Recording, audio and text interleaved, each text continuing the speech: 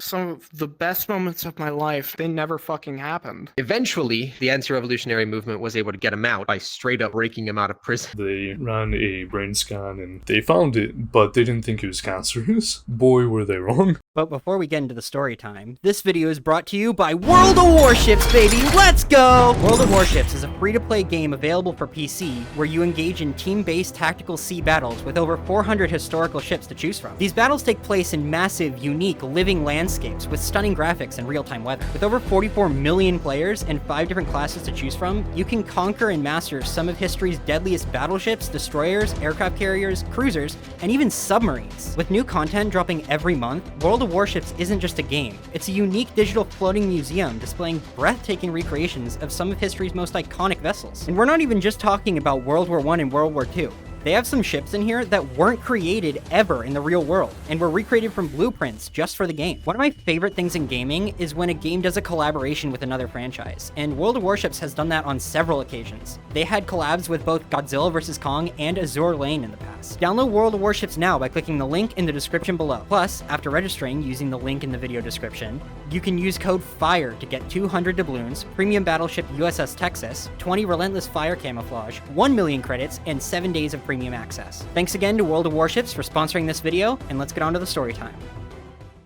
What we're here to talk about today is the time I had the seizure that technically killed me. So, starting off, I was around, I believe, 6 or 7 at the time. It was around when the swine flu was just absolutely fucking ravaging the States. And so, my mom, who is a nurse, decided to take me to get me and my brothers the shot. So, what we did was, we went in, my brother got his shot, and then my other brother got his shot, and because I was always nervous when it comes to needles. So they finally settled me down enough to get the injection in. It seemed fine at first. It was like perfectly normal. And then I started feeling wobbly and woozy, and then out of nowhere, it just went black, like completely. A lot of people don't understand that death, whenever somebody sees it, it's different for everybody. But for me, it was just a complete black, empty void where I could hear, see, just nothing. And honestly, it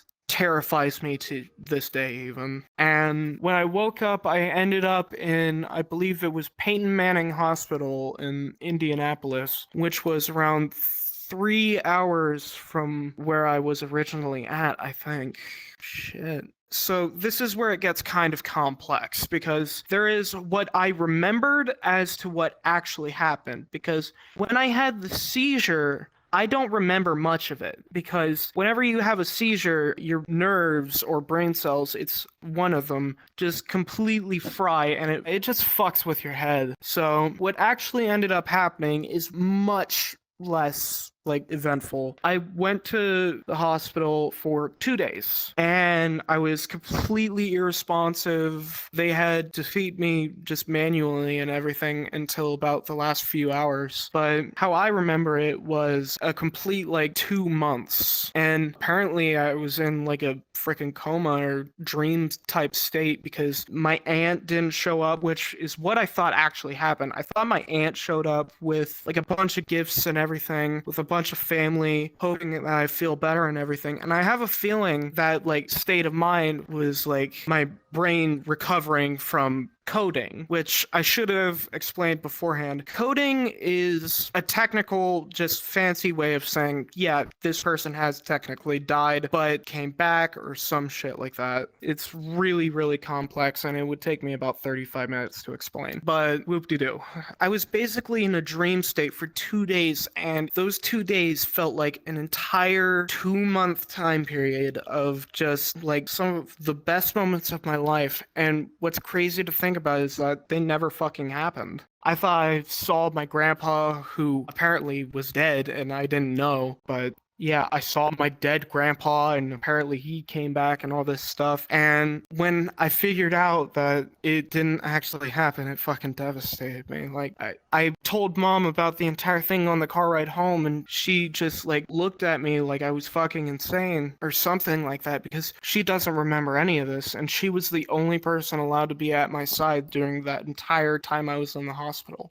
knowing that I was just on what could have been my deathbed because my body was still very, very vulnerable and weak after having that shot, because it turns out the whole catalyst of the seizure that nearly killed me was the flu shot. I'm deathly allergic to it. And so when they injected it, it just put my body on the brink and then passed it. So yeah, that's the story of how I died and came back, basically. From what I know, they used defibrillators, I think they're called, to bring me back, I think. But I'm not sure, and I am not going to be like 100% on that. But yeah, if you have any questions about it, I'll do my best to answer, but it's really hard to remember, so take it with a pinch of salt. Do you know how rare vaccine allergies like that are? No, I don't. I've actually never thought about that, but I'm assuming it's pretty freaking rare as to be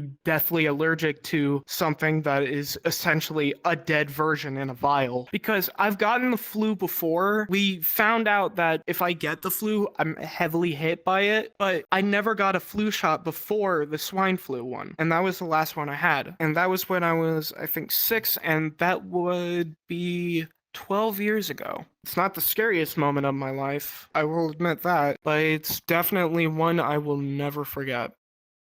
About I think it was 40 years ago, my grandfather basically, he came back from Cuba, and this is about to be about a story basically about him getting tortured and the Cuban Revolution. And the reason why I'm sharing it is because communist countries, a lot of people don't know this, but they don't like to share information. And you only get this information from first or third party people that actually have experienced it in their family. So I'm kind of bringing this information to you guys to get a little more educated. Yeah, so my grandfather was born in Cuba, and he was there for about, I think, 20 something years. And the education system in Cuba works as they tell you what you are. So he became a math teacher because that's what the government wanted. After that, Batista, which was the current ruler of Cuba, he was kind of an asshole, so everybody hated him. And then this new up-and-comer in politics, his name was Fidel Castro, might ring a bell. He told everybody that he can save Cuba by becoming a democratic leader and helped all the people get rid of Batista, which everybody was like, fuck yeah, I'm gonna be part of the revolution. Sounds dope. So everybody joined up, they fought, and Fidel Castro won. Now, my grandfather was one of Fidel Castro's second-hand men, like a lieutenant in his army. And right after Castro won,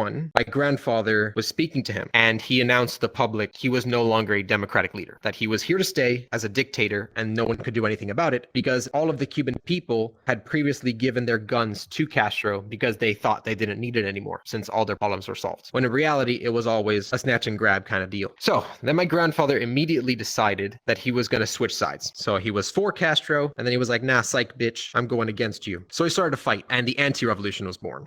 Literally weeks after Castro took over, there was an anti-revolutionary team. But the government was so corrupt at that point that everybody was forced to kind of follow. So this anti-revolution was very deep underground. No one knew what it was about. So a few stories I want to share. So the first thing is the first time, my grandfather's first job as part of the anti-revolution. So he was supposed to hand out these pamphlets, and these pamphlets were a bunch of news and information that the government considered illegal. His car, the trunk of the vehicle they were driving, was full of thousands of copies of these pamphlets. And he's driving with a fellow anti-revolutionary, and they get stopped by an officer. Now, the police, the government, everything in Cuba, there's no such thing as Miranda rights over there. There is, if I feel like I need to kill you as a police officer, well, guess what? You're dead. So if that officer had opened the trunk of their car, I would not be here, but just kind of a spoiler that I'm here. So yeah, eventually the officer, knocked on the window, said, hey, can you roll it down? And, Cuba, there's not many cars, so it was very rare to see a car. He did the little, the roll down the window, and then his friendly in the anti-revolutionary movement started talking to the officer, like if there was nothing wrong. And then they had coffee with the officer, with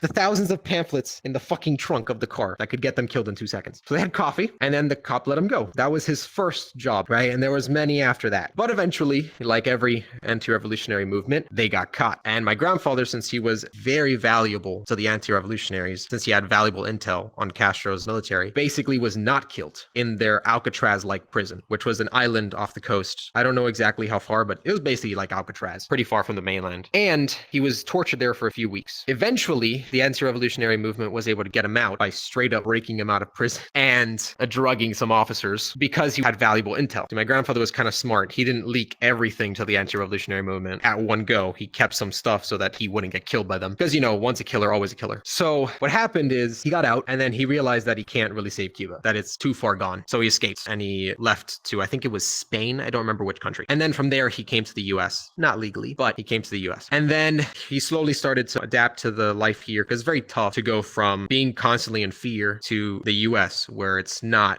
we take a lot of things for granted here. Cuba, there's no running water. The hospitals are literal garbage. Like you would get an infection from stepping in a hospital. At least here, we have protocols, but there, no running water. Like I said before, no plumbing, nothing. So from going to that to a lot of luxury that we take for granted, it was a shocker. He slowly started to adapt, and then little by little, he kind of got over it. Not really. He told me the story so that I could pass it on like I'm doing now. But yeah, so any information that you guys see on the web about any form of country that's not open to the public or is under dictatorial rule, you might want to check first sources before you actually believe all that shit, because half of it's lies. Personally, my father, he was born in Cuba until he was 12. And then all of the stuff he learned in Cuba in the school system was lies. When he came to the US to learn actual history, he had to relearn basic information, like basically about, I think it was Christopher Columbus. So Christopher Columbus did not exist in his brain. Simple stuff that you learn as a kid didn't exist in Cuba's history books because they want to hide the truth to control the people. So yeah, don't believe everything you read online. That's basically everything.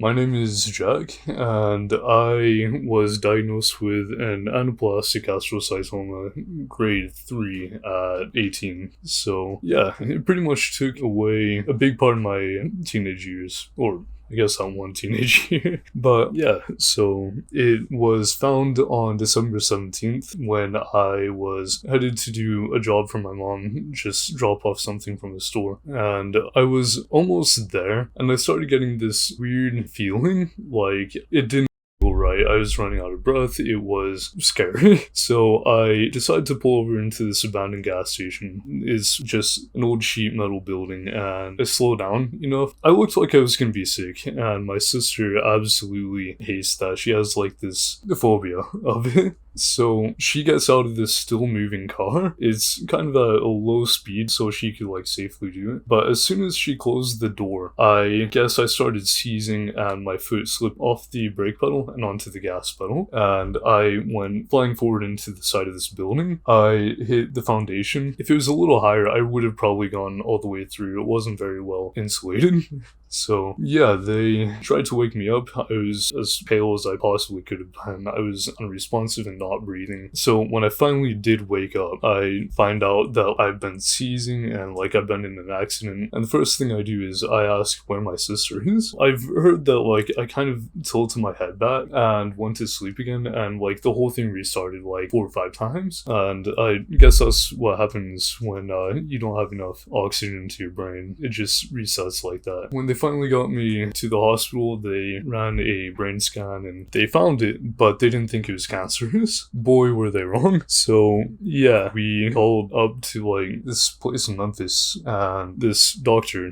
Climo got us back like on Christmas Eve. He called us and he pretty much told us to like pack our bags and get ready to go. So we were up there, I think maybe the day of or day after Christmas. I can't remember that much. And yeah, we drove up on December 28th and we were admitted then. It took a few days, but on December 9th, I finally had the surgery, and immediately after the surgery, I was laughing and I was joking around with the staff. They noticed this huge difference in me that I didn't at all even notice for myself, because I just kind of thought that all of it was my normal behavior. So it was kind of strange. But yeah, so after that, I was discharged home on December 31st, and I had another, I forget what they're called, but it's like a localized seizure. I've had them for like about 3 months post-surgery, and I didn't know what they were. Everyone just thought that, oh yeah, we all kind of forget words. But what I was going through was completely different. I couldn't understand English, I couldn't interpret that or music. None of it made sense to me, and I would just laugh as a response because that's the only thing I could do. Like, it's weird. So after the surgery, I guess what happened was the pressure built up in my head to the point where like it produced another like energy, and it just affected me that way. I haven't had one since though. I took 2 doses of chemo before February 14th, and the day of February 14th I was in the hospital again for a really bad drug reaction. But yeah, so it's pretty rough. My final radiation was on March 16th, and I was discharged, I think, that day from St. Jude's Hospital. Yeah, so I got to go home and see my family, and it's really nice. I took a small road trip to Virginia, and I started chemo on, I think it was June, maybe, and I took a few doses of that before I had another super bad reaction to it, and it was worse than before. I was sleeping a lot, but my skin also started to peel away, and it was horrible and disgusting. It was really bad. I couldn't walk, I couldn't do anything about it, so we stopped taking those, and finally that was the last thing that I had to go through before I was completely okay. And yeah, so as of right now, I am at least 6 months cancer free, I think. Oh no, that's pretty much my entire story. Yeah, thanks. Tell me a story, I wanna hear it. You might think it's boring, but I'm interested. Tell me a story, I wanna hear it. You might think it's boring, but I'm interested.